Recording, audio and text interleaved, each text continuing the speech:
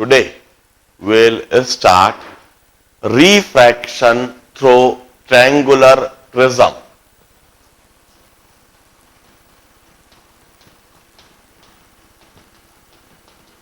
Refraction through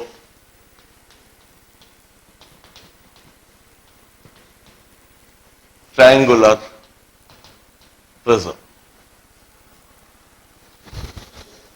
Now,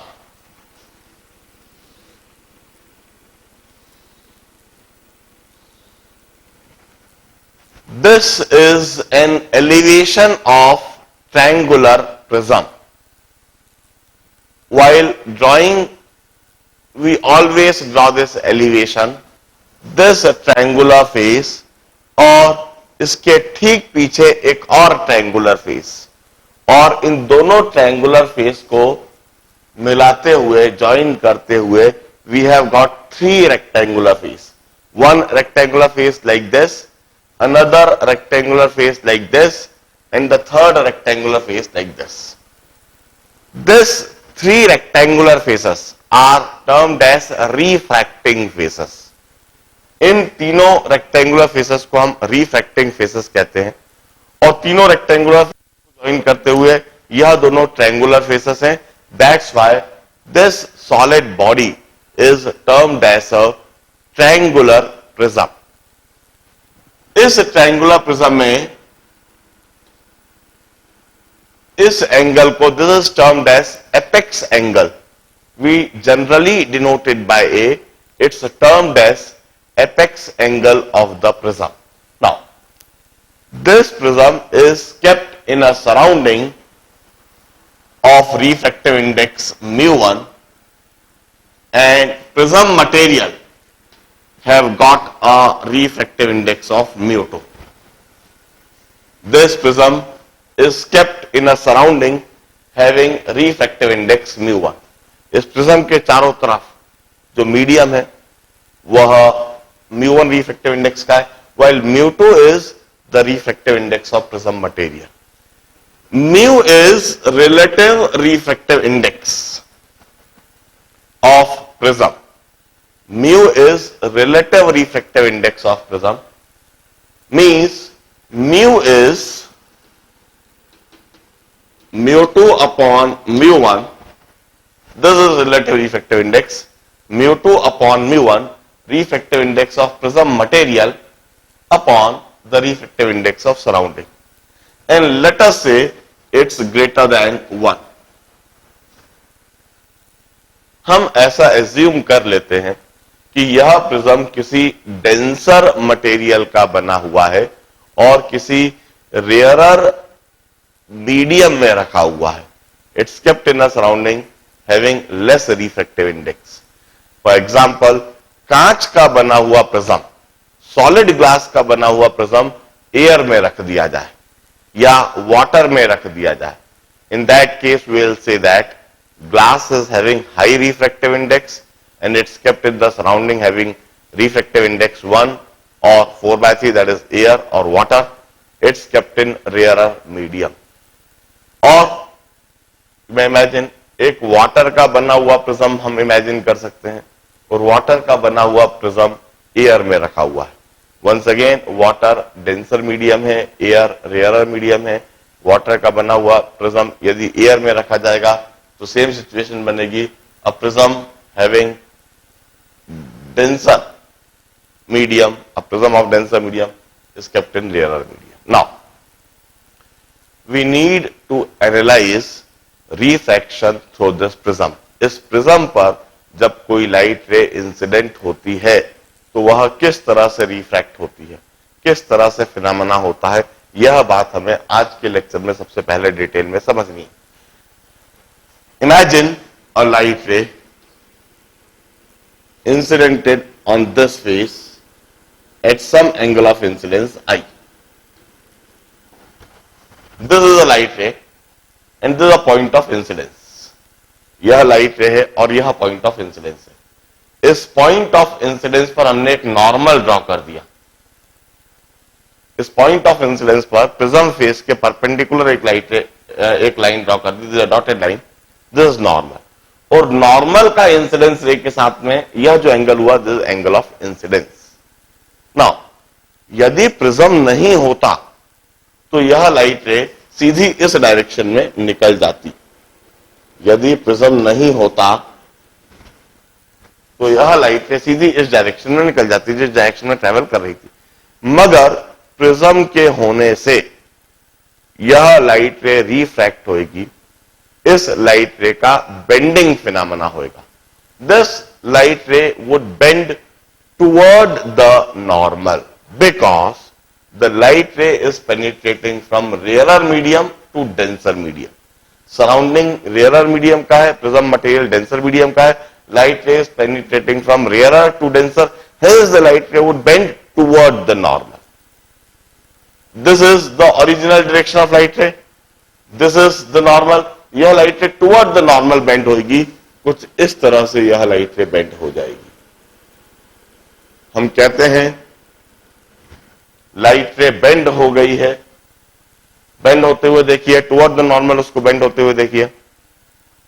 prism के अंदर, medium के अंदर पेनिट्रेट करने के बाद लाइट रे का नॉर्मल के साथ जो भी कुछ एंगल है, इसे हम एंगल ऑफ रिफ्रैक्शन R1 कहते हैं।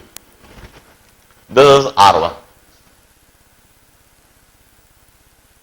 अब यह लाइट रे दोबारा प्रिज्म के दूसरे फेस पर टकरा रही है और दोबारा इस लाइट रे का मीडियम चेंज हो रहा है। प्रिज्म मटेरियल के अंदर ट्रेवल करती हुई लाइट रे दोबारा सराउंडिंग में पेनिट्रेट करेगी, इमर्ज करेगी। वंस अगेन रिफ्रैक्शन होना है। इस बार जो रिफ्रैक्शन हो रहा है डेंसर मीडियम से रेयरर मीडियम में हो रहा है। डेंसर से रेयरर में होने की वजह से इस बार light ray away from normal bend होना चाहिए। Let's identify the normal, let's draw the normal. हम इस पॉइंट ऑफ इंसिडेंस पर एक नॉर्मल ड्रॉ कर देते हैं जो कि इस तरह से होगा। नॉर्मल के साथ इंसिडेंस रे, इस बार इंसिडेंस रे मीडियम के अंदर है, उसका यह एंगल है, इसे हम second angle of refraction R2 कहते हैं।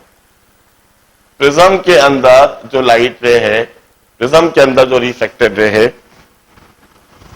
उसका पहले नॉर्मल के साथ में एंगल ऑफ रिफ्रैक्शन R1 और दूसरे नॉर्मल के साथ में एंगल ऑफ रिफ्रैक्शन R2। अब यह light ray away from normal bend होगी। यह light ray away from normal इस तरह से बेंड हो जाएगी।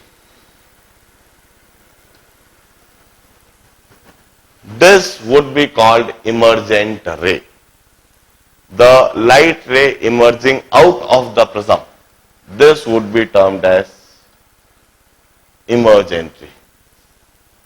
The light ray incidented on the prism is termed as incident ray. और प्रिज्म मटेरियल के अंदर जो लाइट रे उसको हम रिफ्रैक्टेड रे कहते हैं। इमर्जेंट रे का नॉर्मल के साथ में जो एंगल है, it's termed as angle of emergence. इसे हम एंगल ऑफ इमर्जेंस कहते हैं। अब this is broadly the phenomena that would occur, that may occur with the light ray when it's incidented on the prism. हम इधर एक बात देखें, हमने कुछ एंगल्स डिफाइन करे हैं। एक तो एपेक्स एंगल ए प्रिज्म का, angle of incidence, incident ray का नॉर्मल के साथ में prism, angle of emergent, emergent ray का नॉर्मल के साथ प्रिज्म। R1 और R2 प्रिज्म मटेरियल के अंदर लाइट रे का दोनों नॉर्मल के साथ में एंगल, पहले नॉर्मल के साथ एंगल R1, दूसरे नॉर्मल के साथ angle R2। I may obtain and write an expression relating this angles. मैं सबसे पहला एक एक्सप्रेशन लिखता हूं। देखिए, मैं एक क्वाड्रिलेटरल आइडेंटिफाई करता हूं, quadrilateral A, this point let us say B, this point let us say C, and this point let us say D. Observe quadrilateral A, B, C, D. A, B, C, D. This is D. इसमें angle B 90 degree है, angle B 90 degree है because BC is normal over AB. BC is normal over AB, इसलिए angle B 90 degree. Angle D is also 90 degree. Angle D is also 90 degree because CD is normal over AB. Hence, A, B, C, D is a cyclic quadrilateral. A, B, C, D. Quadrilateral A, B, C, D is cyclic quadrilateral. Cyclic quadrilateral की property होती है the sum of opposite angle is 180 degree. यदि opposite angle का sum 180 degree है, it's termed as cyclic quadrilateral. Angle B और angle D opposite angle है, इन दोनों का सम 180 डिग्री साफ साफ हमें दिख रहा है. यह एक साइक्लिक क्वाड्रिलेटरल है. इसमें angle A plus angle C का सम भी 180 डिग्री होगा, क्योंकि किसी भी क्वाड्रिलेटरल में सभी एंगल्स का सम 360 डिग्री होता है. A cyclic quadrilateral means a quadrilateral whose all four vertices would lie on a circle. Cyclic quadrilateral एक ऐसे क्वाड्रिलेटरल को हम कहते हैं जिसके चारों vertices A B C D एक सर्कल पर लाया करेंगे, और उसकी यह एक प्रॉपर्टी है कि अपोजिट एंगल का सम 180 डिग्री. अब इसके बाद एक और ट्रायंगल देखिए, triangle B C D. In triangle B C D, इस ट्रायंगल बी सी डी में the sum of all interior angle must be 180 degree. इसके इंटीरियर एंगल है R1, दूसरा इंटीरियर एंगल R2 और तीसरा interior angle C. R1 plus R2 plus C, इनका sum 180 degree.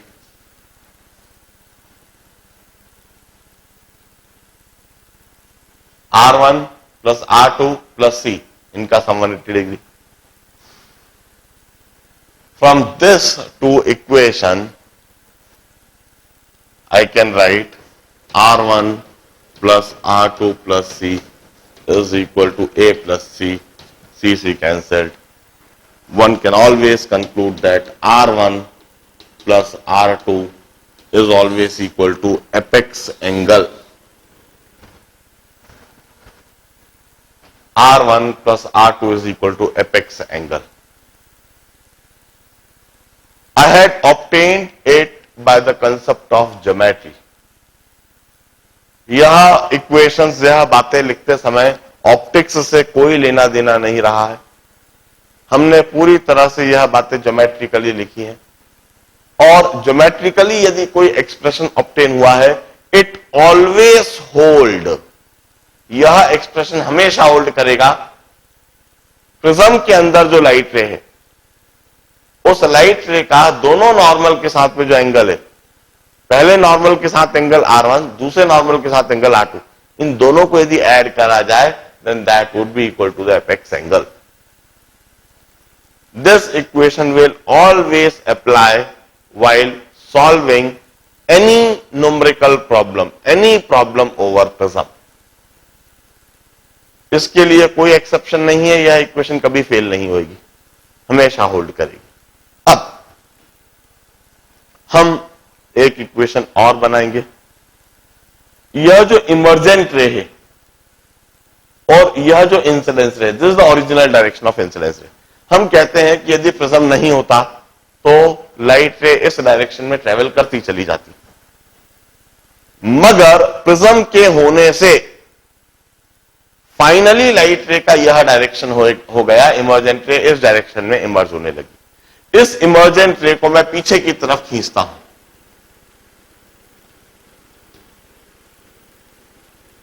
Emergent रे को जब मैं पीछे की तरफ खींच देता हूं तो उसका इंसिडेंस रे के साथ में यह जो एंगल है इसे मैं एंगल ऑफ डिविएशन कहूंगा। इमर्जेंट रे का इंसिडेंस रे के साथ एंगल, ओरिजिनल इंसिडेंस रे की यह डायरेक्शन है, फाइनली इमर्जेंट रे की यह डायरेक्शन हो गई। हम कहते हैं प्रिज्म की वजह से लाइट रे की डायरेक्शन बदल गई, लाइट रे डिविएट हो गई। This is the deviation caused by the prism.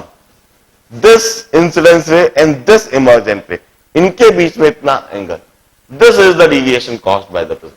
We used to say light ray got deviated by del angle. Light ray del angle से deviate हो गई। And this deviation is caused by the prism. Prism की वजह से यह deviation हुआ। हम इस deviation से related एक equation और obtain करते हैं, जरा देखें। इसी समय एक triangle देखें BDE, ट्रायंगल BDE।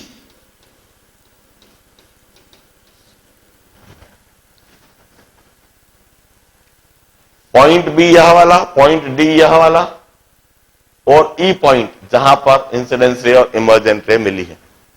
नीटली अपनी कॉपी में फिगर को ड्रॉ कीजिएगा। अब इस ट्रायंगल BDE को यदि हम देखेंगे तो डेल एंगल एक्सटीरियर है, del is exterior angle, del is exterior angle, del is exterior angle, and we know that exterior angle is equal to sum of two interior opposite angle. Thus del is equal to sum of two interior opposite angle। मैं इस concept को लगा रहा हूं। Let's identify the two interior opposite angle। यदि यह exterior angle है तो इसके यह दोनों इंटीरियर अपोजिट एंगल होंगे, और इस इंटीरियर अपोजिट एंगल की वैल्यू जरा देखते हैं। यह एंगल आई तो टोटल एंगल आई होगा, और इसमें से R1 हटा दे, पहला इंटीरियर अपोजिट एंगल होगा I माइनस R1। जरा ध्यान से देखें इसको, I माइनस R1, I का वर्टिकली अपोजिट एंगल भी I होगा, टोटल एंगल I, और उस I में से यदि R1 हटा देंगे हम तो वह पहला इंटीरियर अपोजिट एंगल दिखेगा आपको। दूसरा इंटीरियर अपोजिट एंगल देखिए, दैट इज दिस एंगल। कितना है जरा ध्यान से देखें, E इमर्जेंस एंगल का वर्टिकली अपोजिट, यह टोटल एंगल E होएगा। इसमें से R2 हटा दे तो यह दूसरा इंटीरियर अपोजिट एंगल होगा, plus E minus R2। This are the two interior opposite angles. एक पहला है I माइनस R1, दूसरा है E minus R2। The sum of two interior opposite angle is equal to exterior angle। मैं terms को collect कर लेता हूं, I प्लस E, इन दोनों को एक साथ रखता हूं, माइनस R1 प्लस R2, इन्हें एक साथ रखता हूं। अब R1 प्लस R2 की जगह पर मैं A लिख देता हूं, del is equal to I plus E minus A। मैं इसे रीअरेंज करके इस तरह से लिख देता हूं, I plus E is equal to del plus A।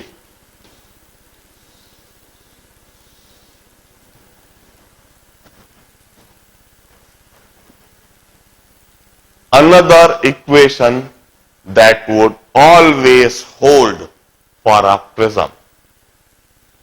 किसी भी प्रिज्म के लिए यह इक्वेशन हमेशा होल्ड करेगी।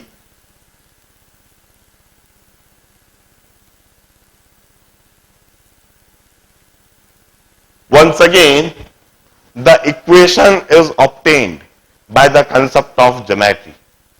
ज्योमेट्री के कंसेप्ट से यह इक्वेशन ऑब्टेन की गई है। और ज्योमेट्री के जो कंसेप्ट है इसमें कहीं ऑप्टिक्स वाला कंसेप्ट लगाया नहीं है। ज्योमेट्री के कंसेप्ट से जो इक्वेशन आई है वो हमेशा होल्ड करती है, without any failure, without any exception. अब मैं ऑप्टिक्स का कंसेप्ट लगाता हूं और ऑप्टिक्स के कंसेप्ट लगा के दो इक्वेशन और लिखता हूं।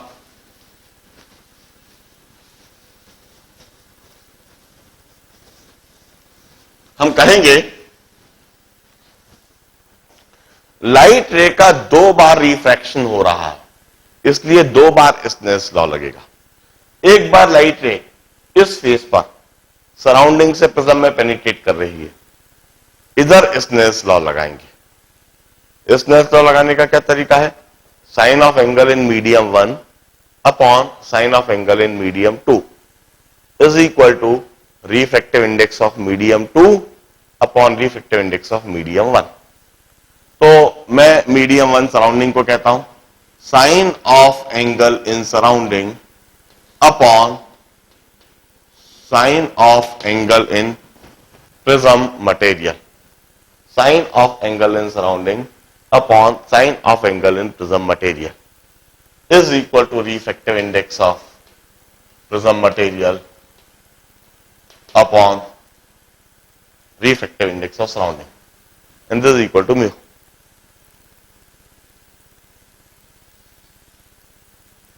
Sine of angle in prism material, so sine of angle in surrounding upon sine of angle in prism material is equal to refractive index of prism material upon refractive index of surrounding.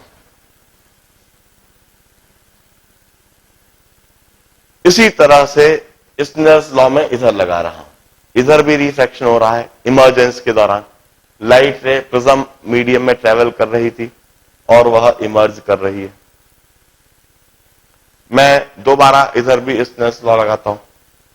Once again Snell's law लगाते समय मैंने साफ साफ बोल रखा है, कभी भी यह मत सोचो कि क्या इंसिडेंस रे क्या रिफ्रैक्टेड रे।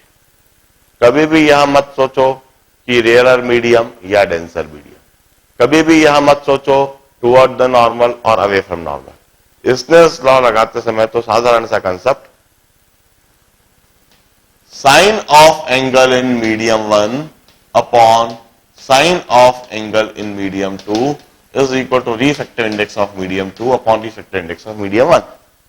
सीधा सीधा यह कंसेप्ट सोचो।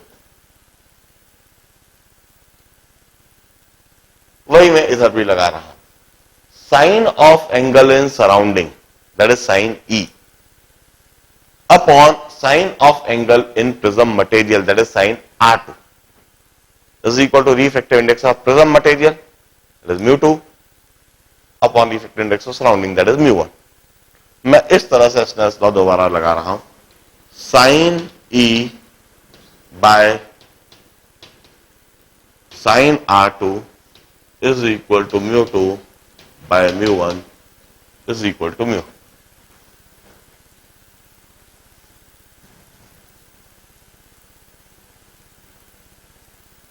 This is the Snell's law. This two equation would also always hold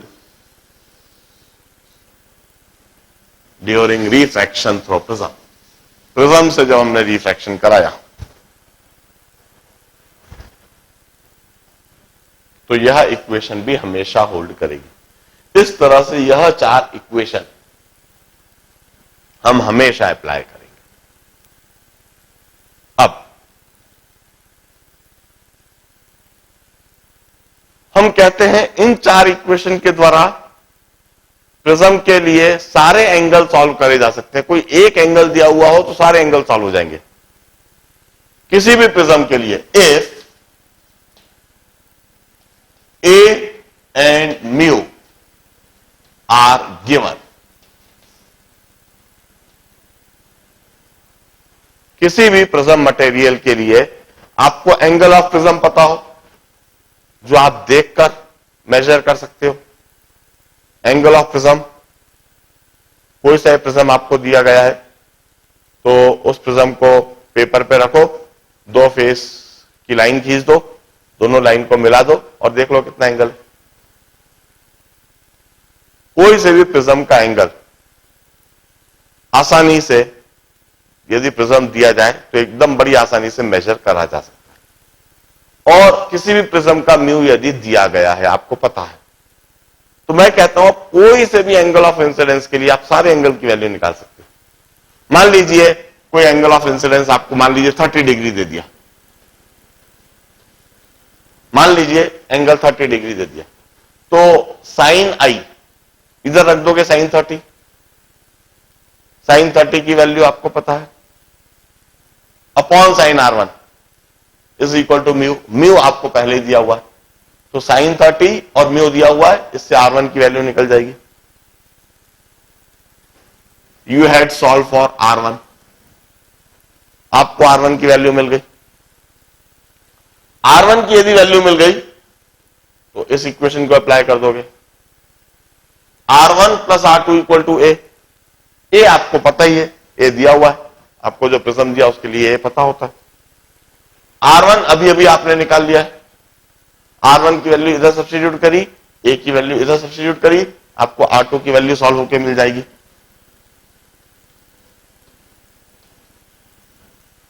और एक बार यदि R2 की वैल्यू सॉल्व होकर मिल गई तो आप इस इक्वेशन को अप्लाई कर दोगे, इधर रखोगे साइन R2, म्यू आपको पता है, आपको साइन ई मिल जाएगा, साइन ई से आपको ई मिल जाएगा, आप ई के लिए सॉल्व कर लोगे। और यदि आपने ई के लिए सॉल्व कर दिया तो उस ई की वैल्यू को आप इधर रख दोगे। ई आपने अभी अभी सॉल्व करके डिटरमाइन कर लिया, आई आपको पहले ही दे रखा था, जो 30 डिग्री जो भी कुछ आपको दिया, ए आपको पहले से ही पता है, यह तीनों वैल्यू सब्स्टिट्यूट करी तो आपको डेल मिल जाएगा।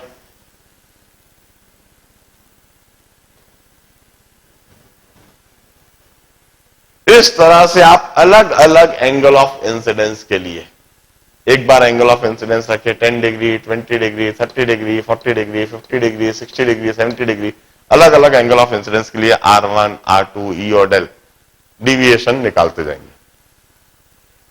किसी भी प्रिज्म मटेरियल के लिए हम किसी भी एंगल ऑफ इंसिडेंस के लिए डिविएशन डिटरमाइन कर सकते हैं। What is deviation?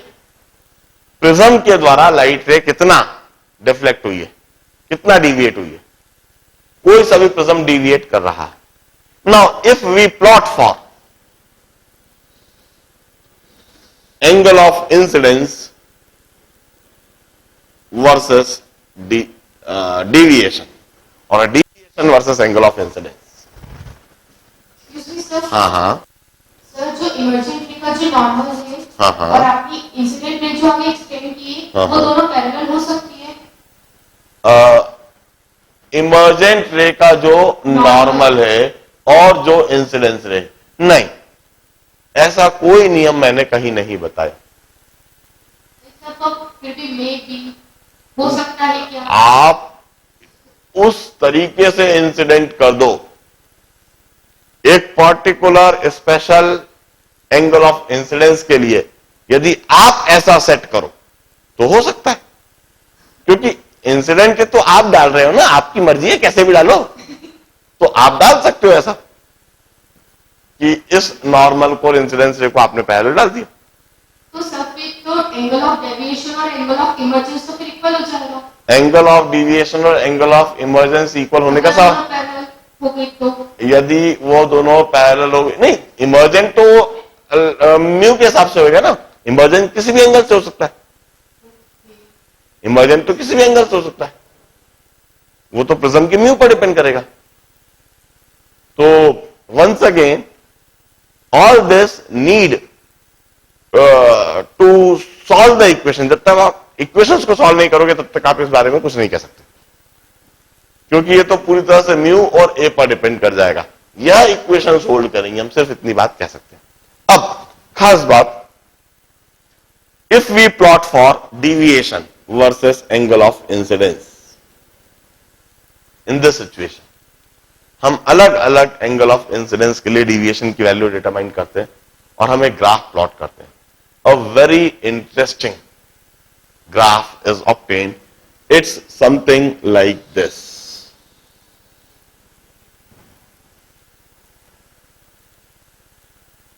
इस तरह का एक कर्व ऑब्टेन होता है. It's a distorted parabola. Perfect parabola नहीं होता है, इट्स अ डिस्टॉर्टेड पैराबोला. इस तरह का एक ग्राफ ऑब्टेन हो जाता है. अब इस ग्राफ के कई मायने हैं, इससे कई कंक्लूजन्स ड्रॉ करे जा सकते हैं. हम उन कंक्लूजन्स को ही ड्रॉ करते हैं और समझते हैं. सबसे पहला कंक्लूजन, हम एक बात देखें कि डेविएशन की एक मिनिमम वैल्यू है. This is minimum value of deviation at this peculiar angle of incidence. इस particular peculiar angle of incidence पर मैं इधर आई लिख देता हूं और इस पिक्यूलियर वैल्यू को IM कहता हूं. We have got minimum deviation. The first conclusion.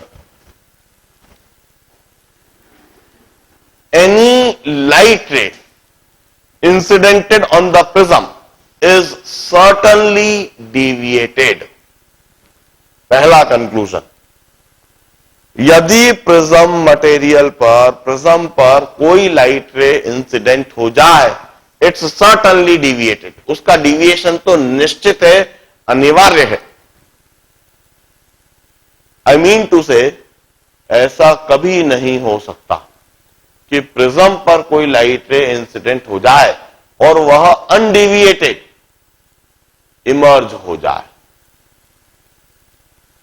ऐसा कभी नहीं हो सकता कि प्रिज्म पर इंसिडेंट होने के बाद इमर्जेंट रे इंसिडेंट रे के पैरेलल हो जाए.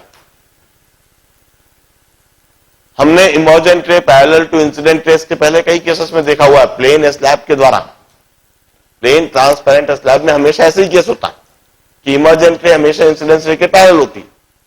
मगर प्रिज्म के साथ ऐसा कभी नहीं होगा कि इमर्जेंट रे इंसिडेंट रे के पैरेलल हो. ऐसा कभी नहीं होगा. प्रिज्म के साथ इमर्जेंट रे और इंसिडेंस रे में कुछ एंगल होना ही है, निश्चित है, अनिवार्य है. इमर्जेंट रे is always at an angle with incident ray. और इमर्जेंट रे और इंसिडेंट रे के बीच में जो भी एंगल है उसको हमने डिविएशन कहा है. मींस प्रिज्म के साथ angle of deviation finite value होती है. न केवल फाइनाइट होती है बल्कि एक बात देखो, we have got a minimum deviation value. Deviation by prism is always greater than equal to minimum deviation. Always. Deviation is always greater than equal to. Greater than equal to minimum deviation. Deviation caused by prism can never be less than minimum deviation. Prism के द्वारा मान लीजिए minimum deviation है 25 degree, मान लीजिए minimum deviation 25 degree. इसका मतलब prism पर यदि कोई लाइट रे इंसिडेंट होगी तो वो 25 डिग्री से तो ज्यादा ही एंगल से डिविएट होगी. 26, 27, 28, 29, 30, 40, 50, 60, उसका डिविएशन 25 से तो ज्यादा ही होगा. ऐसा कभी नहीं हो सकता कि कोई लाइट रे प्रिज्म पर इंसिडेंट हो और उसका डिविएशन 25 से कम हो जाए. ऐसा नहीं हो सकता. Minimum deviation value 25. और यही प्रिज्म का एक सबसे बड़ा प्लस पॉइंट है जिसकी वजह से कई जगह पर प्रिज्म इस्तेमाल होता है, क्योंकि वो डिविएशन कर देता है. जहां हमें डिविएशन चाहिए वहां प्रिज्म का इस्तेमाल.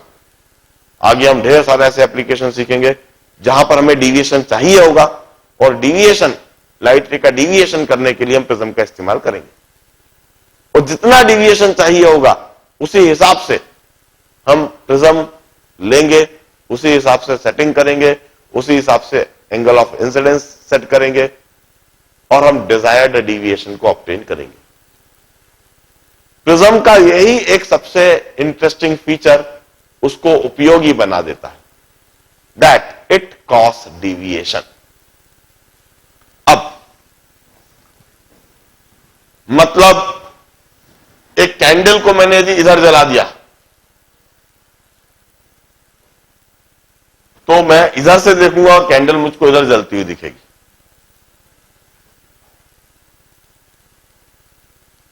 कहीं पे निगाहें कहीं पे निशाने वाले काम इसमें बड़ी आसानी से हो जाते हैं कि देख इधर रहे हैं और चीज इधर की दिखेगी। मतलब सिनेमेटोग्राफी में, वीडियोग्राफी में this particular feature of prism would become a turning point. इसलिए प्रिज्म का उपयोग काफी अधिक है। अब एक स्पेशल बात और बताता हूं प्रिज्म के लिए।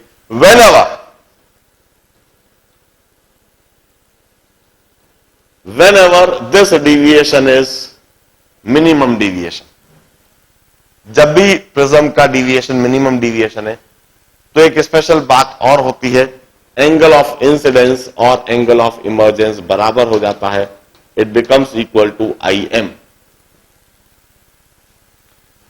यह एंगल ऑफ इंसिडेंस और एंगल ऑफ इमर्जेंस दोनों बराबर हो जाएंगे, लाइट से बिल्कुल सिमेट्रिकली ट्रेवल करने लगेगी, and this equal to IM। और उस IM की वैल्यू हम इधर से देख सकते हैं, I की जगह भी IM रख दूं, E की जगह भी IM रख दूं, डेल की जगह del M plus A, del M plus A by 2। whenever deviation is minimum deviation, I और E बराबर हो जाएंगे, it would be equal to IM। यह जो IM लिखा है मैंने, अब इस I की जगह IM कर दूं, E की जगह IM कर दूं, equal to del M plus A, तो IM equal to del M plus A by 2।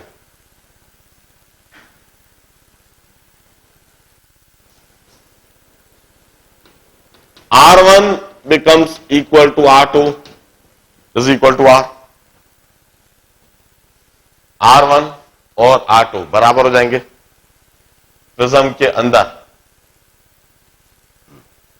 दोनों नॉर्मल के साथ एंगल बराबर, J B R equal to A by 2।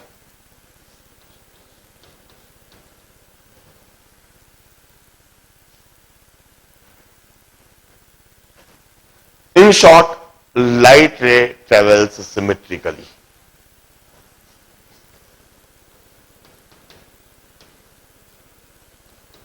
Light ray travel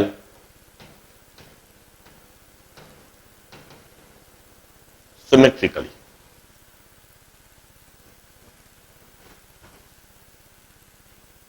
मैं इस कंडीशन को इधर रख देता हूं, म्यू साइन I की जगह यह वैल्यू, R1 की जगह यह value,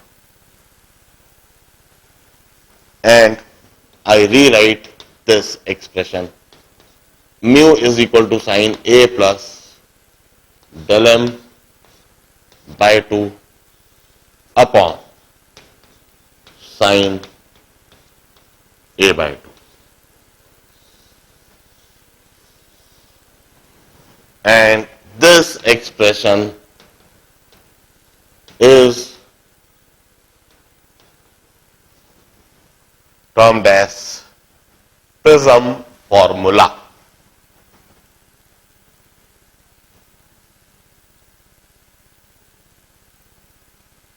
This expression is termed as prism formula.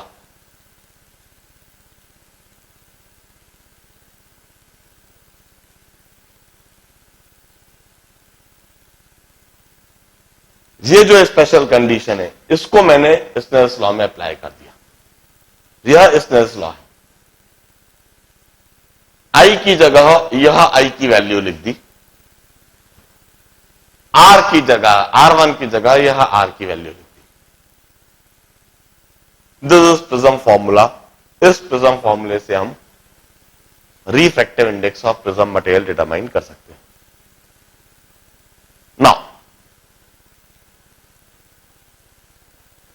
इन्हीं सब बातों को समझने के लिए क्यों ना सबसे पहले अब दो तीन छोटे छोटे सवाल पहले कर लिए जाए।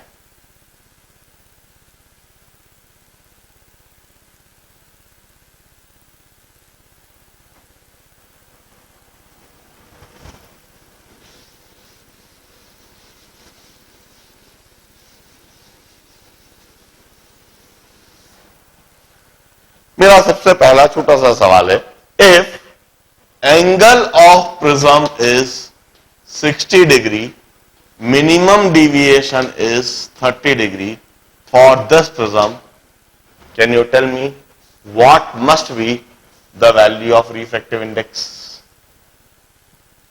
यदि किसी प्रिज्म मटेरियल के लिए एंगल ऑफ प्रिज्म 60 डिग्री होता है, मिनिमम डिविएशन वैल्यू 30 डिग्री होती है, तो इस प्रिज्म मटेरियल का रिफ्रैक्टिव इंडेक्स कितना होना चाहिए?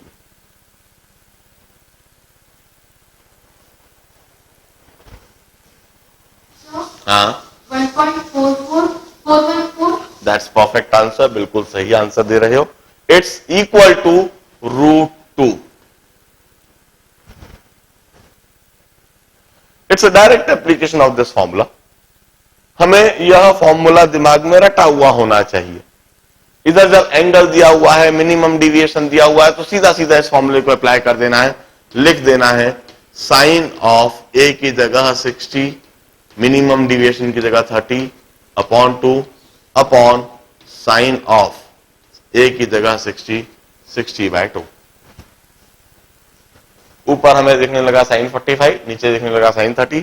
साइन 45 की जगह 1/√2 लिखे, साइन 30 की जगह 1/2 लिखे, एंड यू विल गेट √2। अब मेरा अगला सवाल इसी का कंटिन्यूएशन में दूंगा। If angle of prism is 60 degree and a value of deviation is observed to be 30 degree. Now can you tell me what must be refractive index of this prism? यदि angle of prism 60 degree हो and a value of deviation is observed to be 30 degree, एक prism का angle 60 degree है और एक deviation की value observe हुई 30 degree, तो इस कंडीशन में प्रिज्म का रिफ्रैक्टिव इंडेक्स क्या होना चाहिए?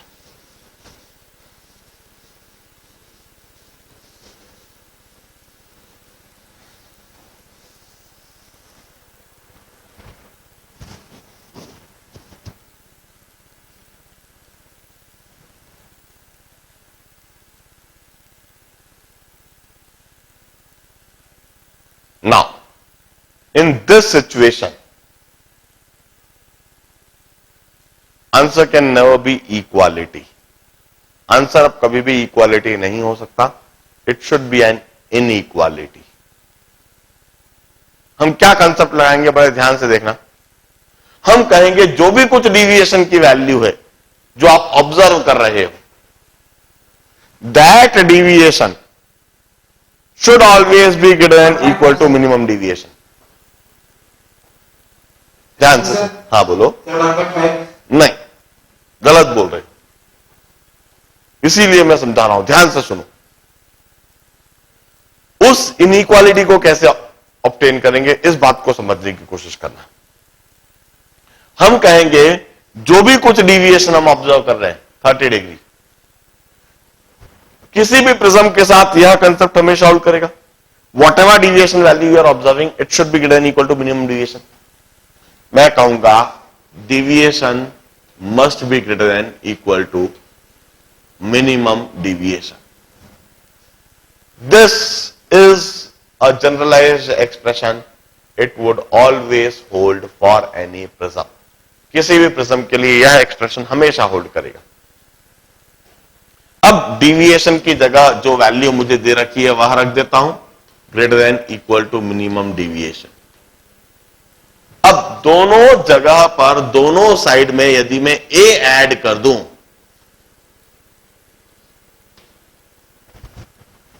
तो इनइक्वालिटी में कोई फर्क नहीं पड़ेगा।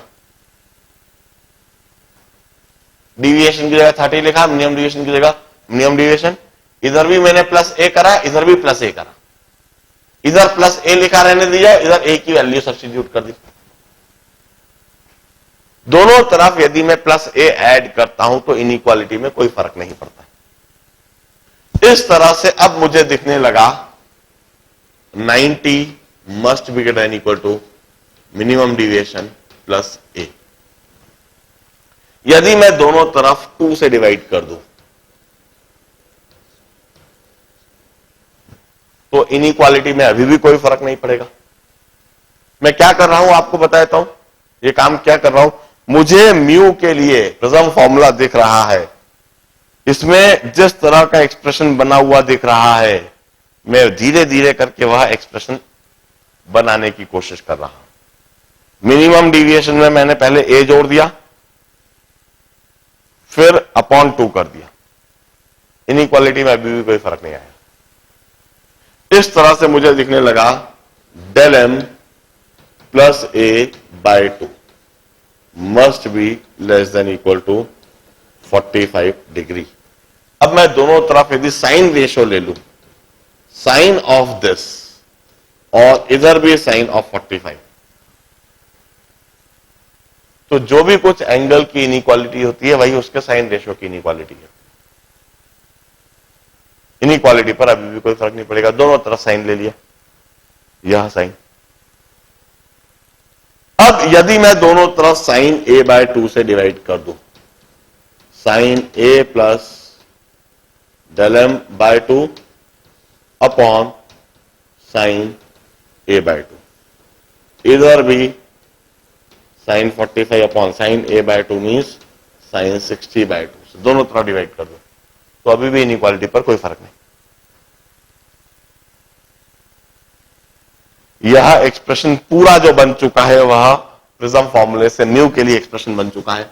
इसकी जगह पर म्यू लिख दो लेस देन इक्वल टू, और इस पूरे एक्सप्रेशन की वैल्यू मुझे पता है √2। मुझे साफ साफ दिखने लगा mu must be less than equal to √2 और म्यू ग्रेटर देन 1 पहले ही लेकर चला हूं मैं। ग्रेटर देन 1 तो मैं पहले ही लेकर चला हूं, इधर मुझको दिखने लगा it's less than equal to √2 means mu in this case must be greater than 1 less than equal to √2।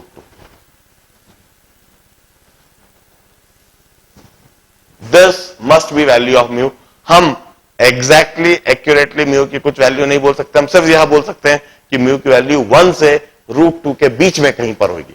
क्या होगी नहीं बता सकते, मगर 1 से √2 के बीच में होगी पक्का है। 1 से कम नहीं होगी, √2 से ज्यादा नहीं होगी, ये बात हम जरूर बोल सकते हैं। और प्रॉब्लम को सॉल्व करने का तरीका देखो, सोचने का तरीका देखो, इस तरीके से थॉट प्रोसेस डेवलप करना ही होगा यदि हम कॉम्पिटिटिव एग्जामिनेशन के प्रॉब्लम्स को क्रैक करना चाहते हैं तो कॉन्फिडेंस के साथ। Now let me proceed with the theory.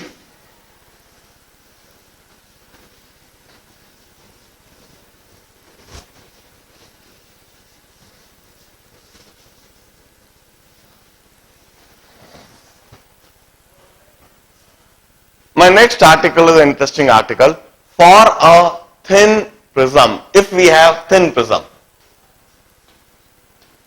if we have a thin prism,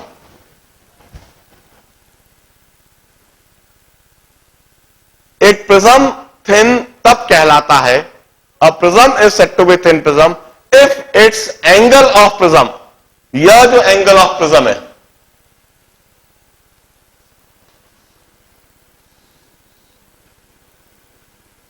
यह एंगल स्मॉल हो जाए and it's S small in the range of 2 degree, 4 degree, 5 degree, 10 degree के रेंज में आ जाए तो हम इसे थिन प्रिज्म बोलने लगते हैं।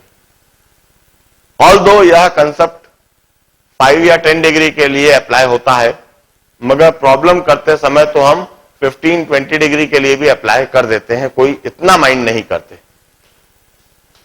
Thin prism means if angle is in the range of less than 10 degree. यदि यह एंगल 10 डिग्री से कम हो जाए तो उसको हम थिन प्रिज्म बोलने लगते हैं। ऐसे थिन प्रिज्म के लिए if we plot for deviation versus I, deviation versus I यदि हम प्लॉट करें, यही ग्राफ यदि हम प्लॉट करें तो पैराबोलिक दिखने के बजाय नियरली स्ट्रेट लाइन दिखने लगता है।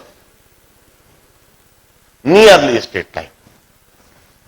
यह डिविएशन वर्सेस आई जो इधर हमें पैराबोलिक दिख रहा है, यह पैराबोलिक तो होता है when prism is thick, when prism angle is, apex angle is large, apex angle कुछ 40, 50, 60 डिग्री के रेंज में हो तो इस तरह का कर्व होगा। मगर यदि यह apex angle 2 degree, 4 degree, 5 degree के रेंज में आ जाए तो deviation versus I straight line हो जाता है and deviation is also small. This del is also small in this case. इस केस में डेल भी स्मॉल हो जाता है। और खास बात, एंगल ऑफ प्रिज्म भी स्मॉल हो गया, डिविएशन भी स्मॉल हो गया। एंगल ऑफ प्रिज्म भी स्मॉल हो गया और डिविएशन भी स्मॉल हो गया। तो ऐसी कंडीशन में for small angle we know that sine of A plus del m by 2, इसको हम नियरली लिख देंगे A plus del by 2। Also sine of A by 2 nearly equal to A by 2। Small angle के लिए sine theta is nearly equal to theta. If theta is small, sine theta is nearly equal to theta. We know this. वही concept हम इधर लगा रहे हैं। यदि angle of prism small है, डिविएशन भी स्मॉल हो गया, तो ए प्लस डेल बाय 2 ये भी स्मॉल रहेगा। तो sine of A plus del by 2 nearly A plus del by 2 होगा और sine of A by 2 nearly A by 2। तो मैं म्यू लिख देता हूं, mu is equal to A plus del by 2 upon A by 2।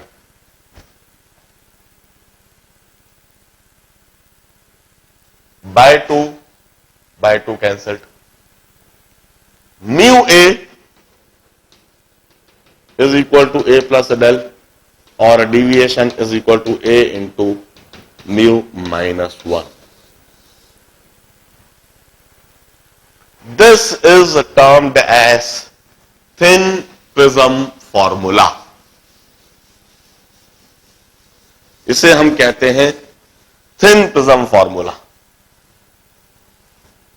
It's always applied for thin prism. This is thin prism formula. Del is equal to A into mu minus 1। यह formula तब apply करा जाएगा if we have prism angle in the range of 2 degree, 5 degree. जरा देखिए, if we have got a 4 degree prism having refractive index of 1.4, क्या आप मुझे बताएंगे इस प्रिज्म के द्वारा एंगल कितना होना चाहिए, डिविएशन एंगल कितना होना चाहिए? If we have got a prism angle of 4 degree and refractive index is 1.4, तो इस प्रिज्म के द्वारा एंगल ऑफ डिविएशन कितना होना चाहिए? 1.6 degree. Perfect. Angle of prism is 4 degree which means it's a thin prism. Thin prism formula सीधा सीधा लगाना है, 4 degree into 1.4 minus 1, deviation caused by it would be 1.6 degrees, the small deviation. If we have got deviation equal to 2 degree and refractive index is 1.6, क्या आप मुझे बताएंगे इस case में एंगल ऑफ प्रिज्म कितना रहा होगा? If deviation is 2 degree and refractive index is 1.6, तो एंगल ऑफ प्रिज्म कितना रहा होगा?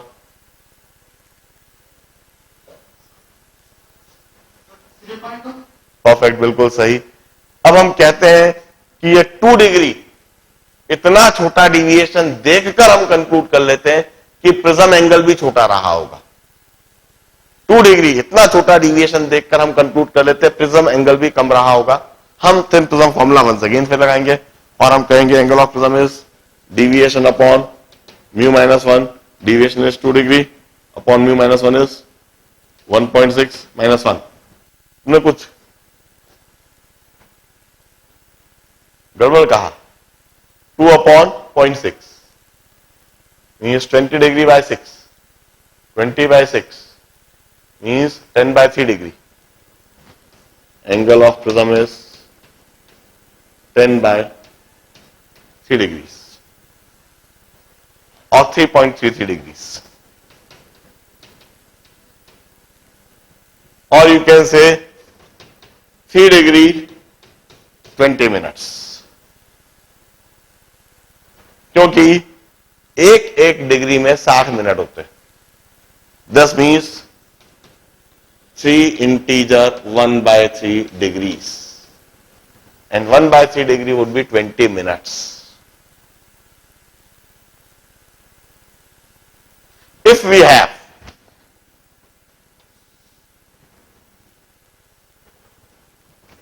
angle of prism 4 degree and deviation equal to 1 degree, क्या आप मुझे बताएंगे इस प्रिज्म मटेरियल का रिफ्रैक्टिव इंडेक्स कितना होना चाहिए?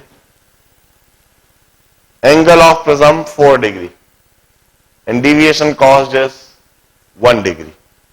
इस प्रिज्म मटेरियल का रिफ्रैक्टिव इंडेक्स कितना होना चाहिए? डिविएशन की जगह 1 रख दीजिए, एंगल ऑफ प्रिज्म की जगह 4 रख दीजिए। 1/4 0.25 may be equal to 1 plus 0.25, that is 1.25. Perfect. This must be the refractive index of prism material. इस तरह से thin prism formula apply